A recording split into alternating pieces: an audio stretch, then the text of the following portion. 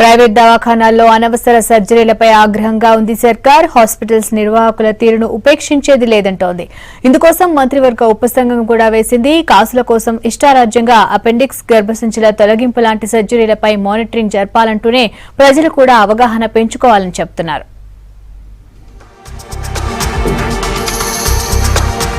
ఆరోగ్యశ్రీ వచ్చాక ప్రైవేట్ ఆసుపత్రుల ఆగడాలకు అడ్డు అదుపు లేకుండా పోయింది. కాసుల కక్కుర్తిలో అనవసర సర్జరీలు చేస్తున్నట్లు వెలుగులోకి వచ్చింది. ఇదే పరిస్థితి కంటిన్యూ అవుతుండటంపై ప్రభుత్వం సీరియస్ అయింది. ముఖ్యమంత్రి అధ్యక్షతన జరిగిన కేబినెట్ మీటింగ్ లో అడ్డదారులు తొక్కుతున్న ప్రైవేట్ హాస్పిటల్స్ పై యాక్షన్ తీసుకోవాలని నిర్ణయించింది. దీనిపై 5 మంత్రులతో ఒక ఉపసంఘాన్ని కూడా ఏర్పాటు చేయబోతోంది.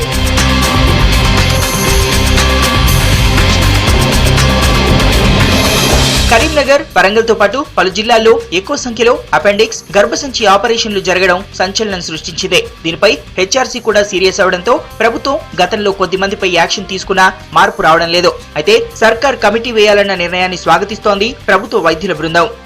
ప్రైవేట్ వైద్యులను కూడా ఎంకరేజ్ చేసినట్టు అవుతుంది. సో గ్రామీణ ప్రజలకు ఒకటువంటి హెల్త్ అవేర్నెస్ ప్రోగ్రామ్గా చేయాలి. తర్వాత ప్రభుత్వ వైద్యులు కూడా అనవసరమైనటువంటి ఆపరేషన్లు అనవసరమైనటువంటి అపెండిక్స్, గర్భసంచి ఆపరేషన్లు అండ్ సిజేరియన్ సెక్షన్లు ఎక్కువ జరుగుతున్నట్టు అనిపిస్తుంది. నిజామాబాద్లో కలెక్టర్కు చొరవ తీసుకోవడం వల్ల దాని యొక్క సిజేరియన్ల శాతం తగ్గిపోయినటువంటిది పేపర్ల ద్వారా తీసుకుంది. ప్రభుత్వం కూడా తగిన చొరవ తీసుకున్నది కాబట్టి ఇది వైడ్ విస్తృత ప్రచారం కల్పించాల్సిన అవసరం ఉన్నది. సిజేరియన్ సెక్షన్లు అనవసరమైనటువంటి కాకూడదని ప్రజలలో అవగాహన రావాలి.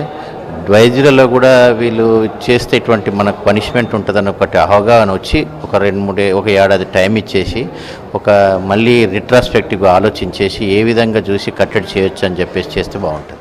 చిన్న పిల్లల్లో కొద్దిపాటి నొప్పిని కూడా 24 గంటల కడుపు నొప్పిగా చెప్పి ఆపరేషన్ చేయడం, పిల్లలు పుట్టగానే గర్భసంచి తీసేయడం, సాధారణ డెలివరీ అయ్యే అవకాశం ఉన్న సిజేరియన్ చేస్తున్న ఘటనలు చాలానే ఉన్నాయి. అయితే ప్రభుత్వ ఆసుపత్రుల్లో మాత్రం అనవసర సర్జరీలకు అవకాశం ఉండదంటున్నారు వైద్యులు. హాస్పిటల్లో మామూలుగా ఏంటంటే ఆపరేషన్స్తో ఓవర్లోడెడ్ అండి. కావాలని చెప్పేసి ఏ పేషెంట్ కూడా ఆపరేషన్ చేయరు. అన్ని టెస్టులు చేసిన తర్వాత పేషెంట్కి డెఫినెట్ ప్రాబ్లం ఉంది అన్నప్పుడు మాత్రమే ఆపరేషన్ చేస్తాము. అదేవిధంగా మా దగ్గర వెయిటింగ్ లిస్ట్ కూడా చాలా ఎక్కువ ఉంటుంది. అన్నెసెసరీ ఆపరేషన్ గవర్నమెంట్ హాస్పిటల్లో చేయడం అనేది అది జరగని పని ఎక్కడ కూడా కాదు.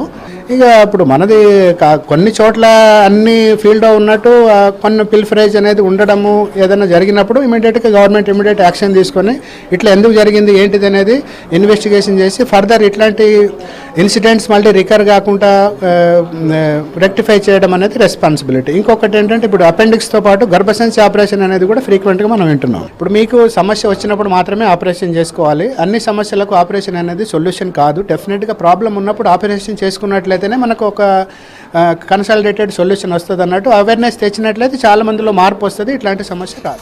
అనవసర సర్జరీలతో ప్రజల జీవితాలతో ఆడుకోవడం మాని మంచి వైద్యం అందించాలని కోరుతున్నారు జనం.